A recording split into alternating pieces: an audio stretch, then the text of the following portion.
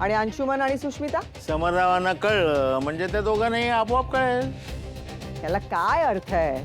अहो 2 जावई आहेत ना, मग दोघांना वेगवेगळे फोन करायला लागतील. मान आहे बाबा, नाही केलं तर कसं दिसेल? आता ते कसं दिसेल हे मला माहित नाही, पण त्या अंशुमनशी एक शब्दही मी बोलणार नाही. मला त्याच्याशी बोलण्यात अजिबात रस नाही. अहो असा आडमुठेपणा बरा नाही हो. जेवढा मान समररावांचा आहे तेवढाच मान अंशुमन रावांचा पण आहे. फोन करा, फोन करा, दोघांनाही फोन करा. जमणार नाही. अरे जमणार नाही कसं?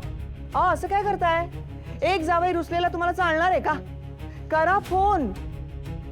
जाऊ दे, मलाच करावं लागणार आहे. हेही करू नका तुम्ही, फक्त पेपर वाचत बसा. सगळे पाठ करा, न्यूज सगळ्या. पहिला फोन मोठ्या जावयांचा, बरोबर ना? तुमच्या लाडक्या.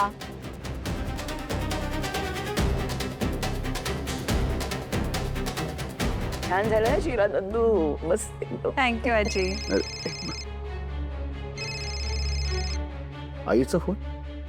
हो का, मी घेते. एक मिनिट, कशाला? समरसाठी आलाय ना, समरच्या फोनवर. मग त्याला रिसीव्ह करू दे, तू कशाला करते?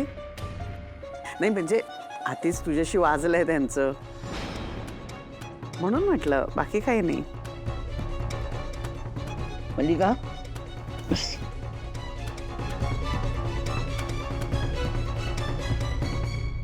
हॅलो. हॅलो जावे बापू. हां बोला. नमस्कार. कसे आहात सगळे? अगदी आजी वीणबाई कशा आहेत? सगळ्या बऱ्या आहेत? उत्तम. आनंदी कशी आहे आमची? बरी वागते ना तुमच्या बरोबर? नाही नाही, जर अशी ना ती गरम डोक्याची आहे, बाकी काही नाही. आणि सुष्मिता कशी आहे आमची? बरी आहे ना? अहो बघा, तुमच्या आदिरासारखीच आहे ती. जरा सांभाळून घ्या तिला. त्रास नाही ना देत आहे तुम्हाला? नाही, काही नाही. तुमचं काही काम होतं का? हो, आमंत्रण द्यायचं होतं ना, अधिक मासाचं. जावयाचा मान असतो, वाण द्यायचं असतं त्यांना. या, जोडीनं या. आज आज अहो आधी सांगायचं ना, मी प्लॅन केला असता. आधीच सांगतेय मी. ते काय 2 तास अगोदर सांगतेय मी तुम्हाला. आत्ताच या असं नाहीये, नंतर या, पण या, दोघांनी पण या. अहो माझ्या मीटिंग्स लाईनअप झालेल्या आहेत, त्यामुळे जावे बापू, हे चालणार नाही. मीटिंग वगैरेच तर आता काहीच एक्सक्यूज चालणार नाहीये. कसं असतं, बिझनेस एकीकडे असतो, संसार एकीकडे असतो, दोन्हीही नीट सांभाळावे लागतात. त्यामुळे वेळात वेळ काढून या. खरंच काढला असतं मी, पण त्याचं काय, तुम्हाला यावंच लागेल. मान आहे तो घ्यावाच लागेल. आता बघा, तुम्ही नाही आलात तर मला ऑफिसमध्ये यावं लागेल. येऊ का? येऊ का? नाही नाही नको. द्या बरं, मी बोलते. द्या द्या. हॅलो. काय ग स्वानंदी, तू का घेतलास फोन? मी जावयांना निमंत्रण देत होते ना. त्यांच्याशिवाय होणार नाही ना कार्यक्रम आजचा.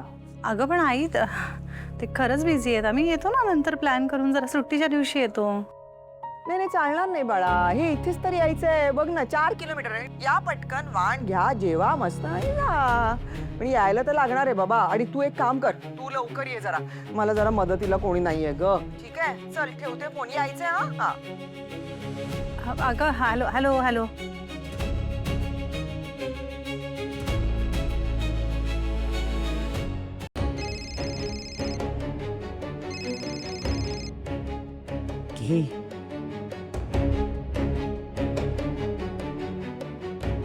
हॅलो. नमस्कार जावई बापू, कसे आहात? आमंत्रण द्यायला फोन केलंय अधिक मासाचं. जावयाचा मान घ्यायचंय. या जोडीनं. हो, येतो ना. एका फटक्यात तयार झाला तुम्ही. वा वा, क्या बात आहे. नाहीतर तुमचे बंधू बापरे केवढे आडेवेडे घेत होते यायला. त्यांना बहुतेक आमच्याकडे यायला आवडत नसेल. आमचं घर तुमच्या एवढं मोठं नाहीये ना बाबा, म्हणून कदाचित. मला त्याने काही फरक पडत नाही. वा, दृष्टच काढते तुमची मी. या, वाट बघतीये. या. हा, शुअर. बाय. पहिला अधिक मास आहे ना, सासूबाईंनी बोलवलंय, जावं लागेल. अगं बाई, रोहन आणि अधिरालाही बोलवायला पाहिजे. म्हणजे विसरलेच होते मी. नशीब, आता तरी आठवण झाली स्वतःच्या जावयात. अर्पिताचा नवरा तर तिला आणि बाळाला घेऊन 2 दिवसासाठी बाहेर गेलाय ना. आता तो काय अर्पिताला इथे पाठवायचा नाही. अधिरा आणि रोहनला तरी बोलव आपण चांगला मानपान करू त्यांचा.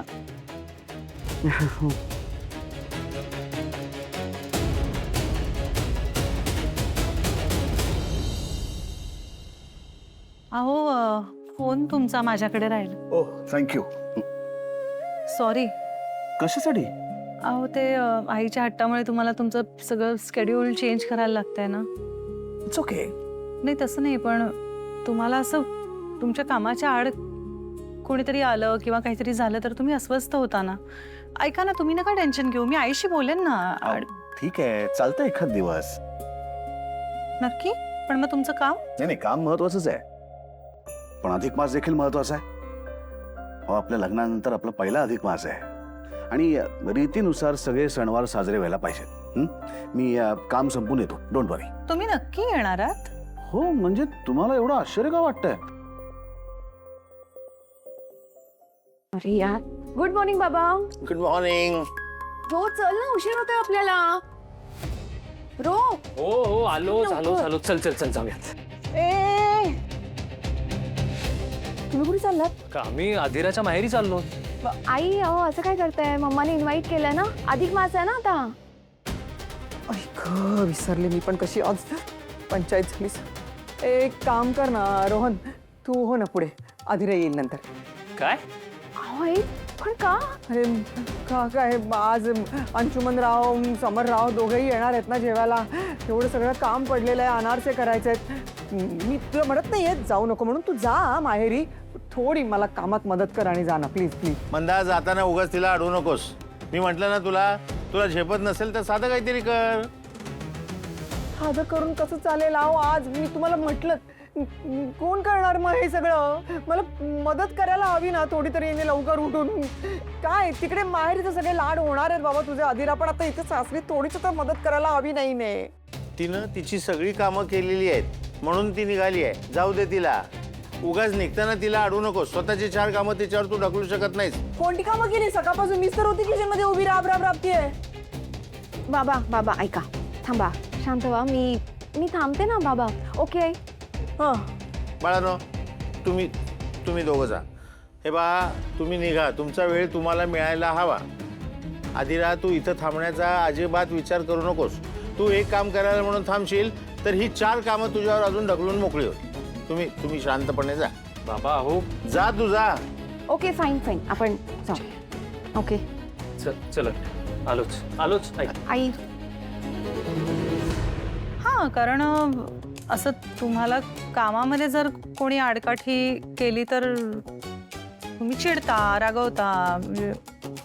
नाही म्हणजे एरवी असं काहीतरी फॅमिली फंक्शन्समध्ये फार उत्साह नसतो ना तुम्हाला, म्हणून मला. अहो काय बोलताय स्वानंदी मॅडम तुम्ही? मी चिडतो? छे, उलट कधी कधी हे करण्यात जास्त मजा असते. येईन मी आणि तुम्ही उगाच मला असं टिपिकल बायकोसारखं वागू नका. आरोप करू नका माझ्यावर चुकीचे. भेटूया संध्याकाळी तिकडे. Bye bye.